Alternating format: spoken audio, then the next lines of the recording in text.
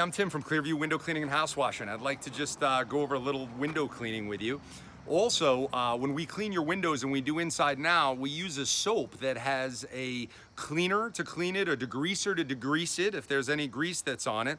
And then it kind of has a Rain-X sealer that goes onto the glass. So all of my customers that are on lovely Dune Road and in the Long Island area, don't be afraid. At the end, when I clean your windows and all of a sudden we have one of those northeasters that come a week later, you will notice that when you hit your windows with a hose, it'll beat up and look like a car hood.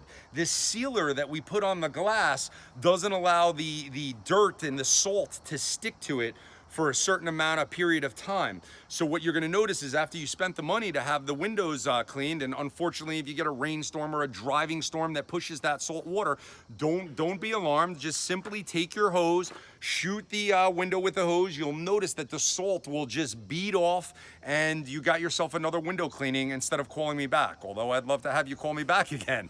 But just a little information that I'd like to give you about our soap cleaning solution for cleaning windows.